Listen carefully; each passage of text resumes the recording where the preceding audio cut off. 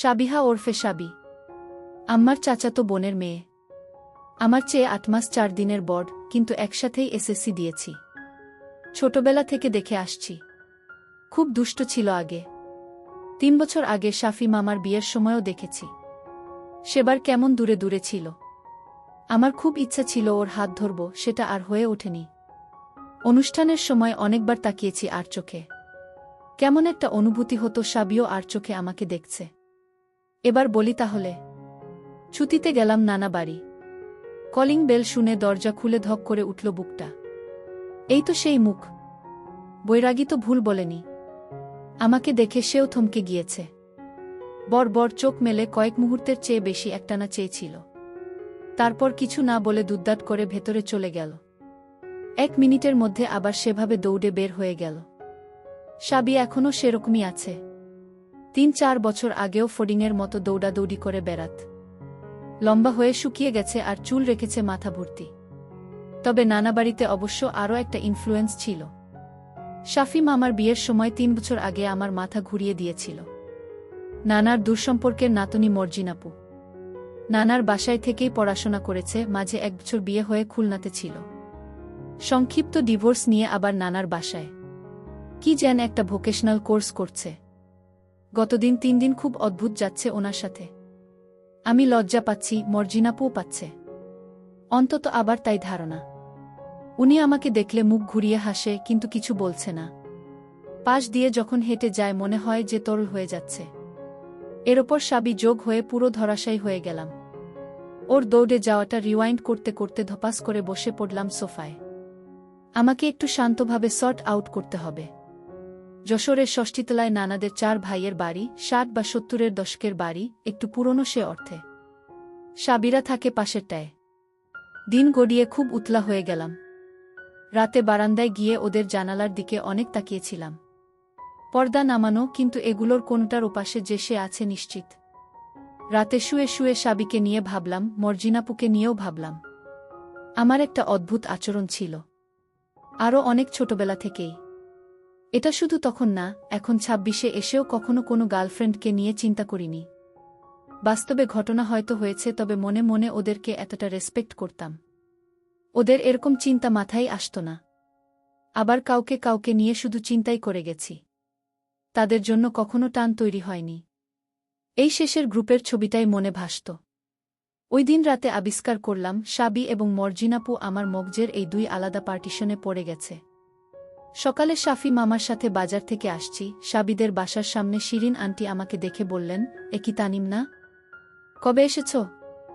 আমি কাচুমাচু করে বললাম, গত শুক্রবার এসেছি। বল কি, একবারও তো দেখা করলে না, আর তুমি এসেছ কেউ তো বলেনি। শাফি মামা বললেন, তানিম তুই কি কারো সাথে দেখা করিসনি? শিরিন আন্টি সাবির মা, আম্মার সমবয়সী। উনি বললেন দুপুরে ওনাদের ওখানে খেতে হবে। তার মানে সাবি আমাকে দেখেও বাসায় বলেনি। স্টেঞ্জ। কে জানে, হয়তো এটাই স্বাভাবিক। দুপুরে মর্জিনাপুর সাথে সাবিদের বাসায় এলাম। ড্রয়িং রুমে সাবির নানা আর ওর ছোট মামার অসংখ্য ছবি। সাবির নানা ৭১-এ মারা গিয়েছেন। এই এলাকায় বিহারিদের নিয়ে পাকিস্তানিরা যখন রেইড চালিয়েছিল, তখন ওই নানা আর তার ছোট ছেলেকে পাকিস্তানিরা ধরে নিয়ে যায়। ওনার বড় ছেলে ছিল লোকাল আওয়ামী লীগের নেতা।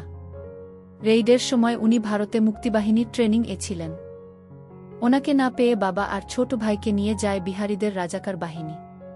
ছোট ছেলের শরীর পাওয়া গেলেও নানার মৃতদেহ কখনো উদ্ধার হয়নি। টর্চার করে কি আর রেখেছে? হয়তো কোনো গণকবরে ফেলে দিয়েছে।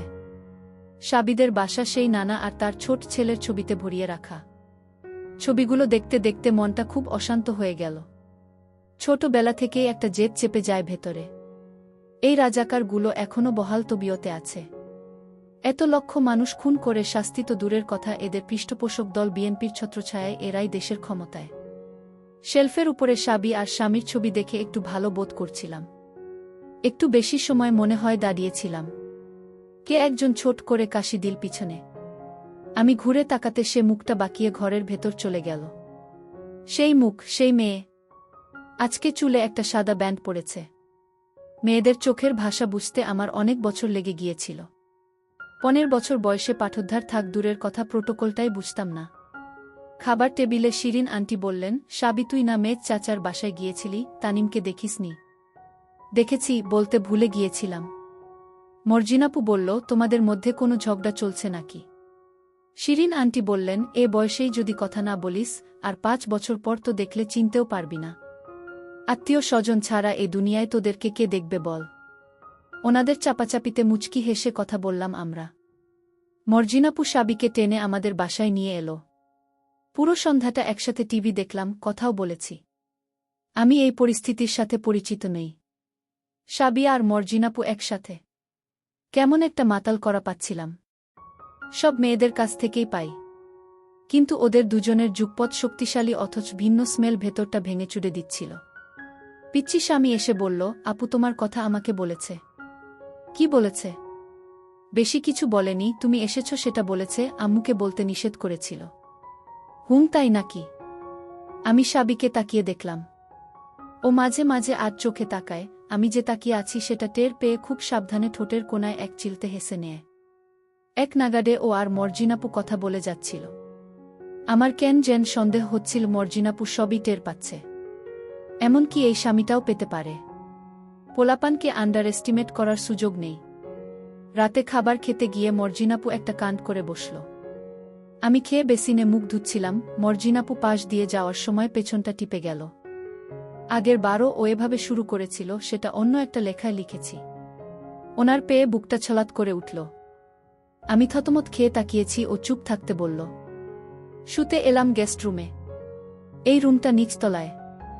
উপরে নানা নানি, মামা মামি আর মর্জিনাপু থাকে। সারাদিনের সবকিছু এমনিতে ওল্ট পাল্ট হয়ে আছে। আর এইমাত্র মর্জিনাপুর কাণ্ডে আরও ভড়কে গেছি। এবার নানা বাড়িতে টেনশনে মরেই যাব। সব আলো টালো বন্ধ হয়ে সুনসান নীরবতা। যশোর মফস্বল শহর। রাত 10টা-11টাতে সব লোকজন ঘুমে। তন্দ্রামত এসেছে, হালকা ধাক্কা খেয়ে চোখ মেলে দেখি অন্ধকারে মর্জিনাপুর অবয়ব। ফিসফিস করে বলল, একটু পাশে সরে যাও, তোমার পাশে শোবো। আমার হাত পা কাঁপুনি শুরু হয়েছে তখন। এসব হলে সারা জীবন আমার শীত করে। আমাকে ঠেলে দিয়ে মর্জিনাপু পাশে শুয়ে পড়ল। চাই। কতখানি চাও? অনেক চাই। আচ্ছা, অনেক হবে তাহলে। উপরে নানা গলা খাকারি দিয়ে উঠলেন। বোধহয় ভেবেছেন মামা মামি মর্জিনাপু খুব সাবধানে আস্তে করে পাশে শুয়ে পড়ল। আমি নিজেও হাঁপাচ্ছি। কাত হয়ে বালিশে মুখ মুছলাম। মর্জিনাপু বলল, আমি মুছে দিচ্ছি। মুখ মুছে ওনার দুই মাঝে আমার মাথাটা চেপে রইলেন। ফিসফিস করে বললেন, ঘুমিয়ে যেও না আবার, আমাকে একটু শান্ত হতে সময় দাও। উনি নিজেও ঘেমে গিয়েছে এগুলো করতে গিয়ে। আমি ভয় পাচ্ছিলাম নানাভাই না আবার নিচে চলে আসে। একটু ঝিমুনি পেয়েছে মর্জিনাপু মাথা ঝাঁকিয়ে বললেন, ঘুমিয়ে গেলে নাকি তানিম? আমি কষ্ট করে চোখ মেলে বললাম, না, জেগেই আছি। উনি আমাকে চিৎ করে প্রায় নরম হয়ে যাওয়া হাতের মধ্যে তুলে নিলেন। আমি ফিসফিসিয়ে বললাম, আমি কি দেব? না, দরকার নেই। খাটে শব্দ হবে। চোখ বুজে আনন্দের গভীরে ঢুকে গেলাম আমি। তবু মনে হচ্ছিল আরেকটু দ্রুত দরকার। শেষে বলল, ঠিক আছে, আর কষ্ট দেব না। টুপিটা খুলে হাত দিয়ে ধরল। সকালে উঠে মামা বলছে, চল তানিম কবরস্থান থেকে ঘুরে আসি। যশোর কবরস্থানে বড় মামার কবর।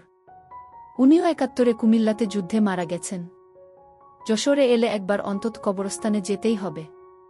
পারিবারিক রিচুয়াল। মামার সরকারি গাড়ি উইকেন্ডে ড্রাইভার ডেকে আমাদেরকে নিয়ে চললেন। মামা বললেন, তানিম প্রমিস রিনিউ করেছ? আমি বললাম, করছি। এটাও রিচুয়াল? নানা শুরু করেছেন। প্রমিস করছি যে জেনে শুনে কোনো রাজাকার বা তাদের সমর্থকদের সাহায্য করব না। আর কখনো যদি সুযোগ হয় তাহলে এই যে অন্যায় করেছে আমাদের উপর, তার বিচারের ব্যবস্থা করব। বলতে বলতে রাগে হাতটা মুঠো করে ফেলি। সত্যি যদি সুযোগ হয় এর জন্য যা ত্যাগ করতে হবে সেটা করতেও রাজি। আমি যখনকার কথা লিখছি সে সময় বাংলাদেশের পরিস্থিতি অন্যরকম ছিল। 90-এর মাঝামাঝি সময়টায় ঘুরে ফিরে রাজাকারদের দলই ক্ষমতায়। টিভিতে ওই মুখগুলো দেখে নিষ্ফল এত আক্রোশ জমে যেত যে বলার মতো না। গুনে গুনে 100 বার গালি বলতাম রাজাকার আর তাদের তাবেদারগুলোর নামে। ফিরতে ফিরতে মামা বললেন, গানস অফ নাভারন দেখেছিস তানিম? না তো। মনিহারে এসেছে, চল দেখে আসি। যাওয়া যায়। স্বামী সাবি তোমরা যাবে? আম্মু যদি রাগ করে? আম্মু কিছু বলবে না, শিরিন আপাকে আমি ম্যানেজ করব।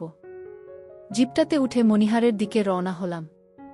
মনটা বিক্ষিপ্ত হয়েছিল কবরস্থানে বসে। সাবি এক দৃষ্টিতে বাইরে দেখছে। অন্যমনস্ক হয়ে ওর মুখ গাল দেখে যাচ্ছিলাম। সাবি তাকাতেই মুখ ঘুরিয়ে নিলাম আমি। বেশ কয়েকবার এরকম হলো। মামা টিকেট কাটছে। সাবি এক ফাঁকে কাছে এসে বলল, এত তাকাও কেন? কখন? ও মাথা ঝাঁকিয়ে সামনে চলে গেল। হকচকিয়ে গিয়ে মিথ্যে বলে ফেললাম। সত্যটা বললে ভালো হতো। অবশ্য মুখ দিয়ে বেরোবে না। গানস অফ নাভারনের পুরো সময়টা অন্ধকারে সাবিকে যে কতবার দেখলাম। ও ভুলেও মাথা নাড়ায় না। হলে বসেই ঠিক করলাম ওকে কিছু একটা বলতে হবে। না হলে সেই ছেলেটা যাকে ওই দিন সাবির সাথে কথা বলতে দেখেছি, খুব সম্ভব ওদের স্কুলে উপরের ক্লাসে পড়ত। ওই দখল করে নেবে সাবিকে। কে জানে, ওকে হয়তো রাজাকারের পোলা। সেটা হলে মোরাল ডিউটি সাবিকে উদ্ধার করা। অনেকবার আউডে নিলাম, কি বলবো। গাড়িতে সবার কান এড়িয়ে বলাটা সহজ হবে না।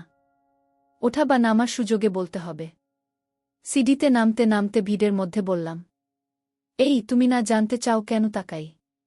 কি? শুনতে পারছি না, জোরে বলো।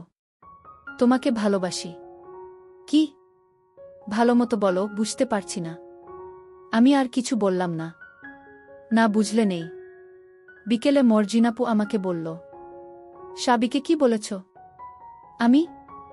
হ্যাঁ। কিছু বলিনি তো। সাবি সব বলেছে আমাকে। কি উল্টা পাল্টা বলছো এসব? মর্জিনাপু মাথা নেড়ে মুখ টিপে টিপে হাসতে হাসতে বলল, আচ্ছা ঠিক আছে, সাবিকে নিয়ে আসছি। বিকালে ছাদে দরবার হচ্ছে। সাবি মুখ ঘুরিয়ে নিচে দেখছে। মর্জিনাপু বলল, তানিম সত্যি করে বলো, কি বলেছ ওকে? যদি কিছু বলেও থাকি সেটা খারাপ কিছু বলিনি।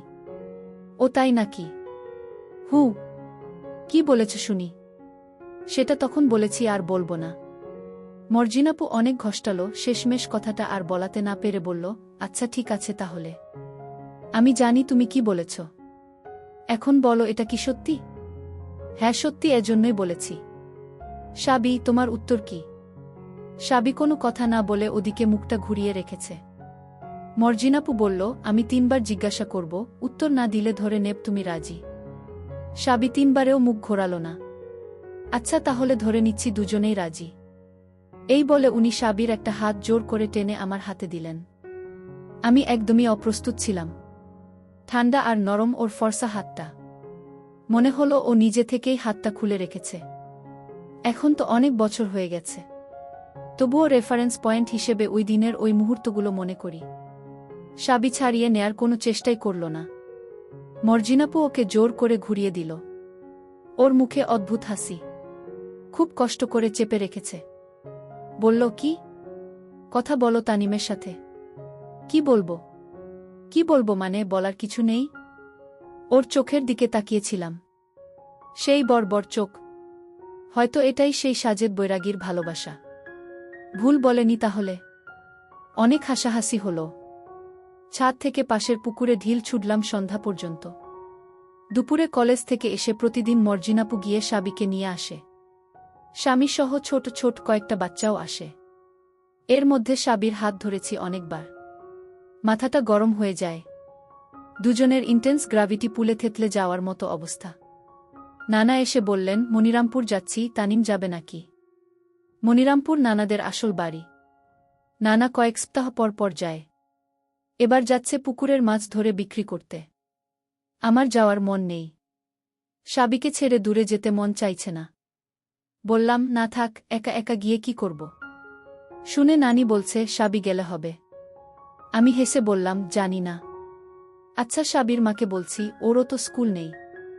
শাফি মামা, মামি, নানা, নানি, আমি, সাবি, স্বামী যাচ্ছি। কালকেই ফিরে আসব। জিপের পিছনে বসে খুব ভালো লাগছিল। মামি টের পায়নি, আর নানি অনেক সুযোগ করে দিল। আমাদেরকে বললেন পাশাপাশি বসতে। গাড়ি চলার কিছুক্ষণ পরে সাবি কৌশলে আমার ঘাড়ে মাথা রাখল। তার উপর ও ঘাড়ে মাথা রেখেছে।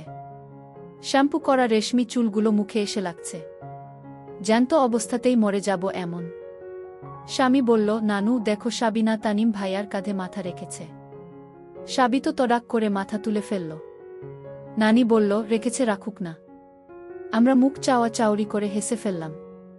স্রেফ লোকজনের জন্য হয়ে উঠছে না। বাংলাদেশের গ্রামগুলো এখন ফাঁকা। লোকজন সব শহরে, বিশেষ করে ঢাকায়।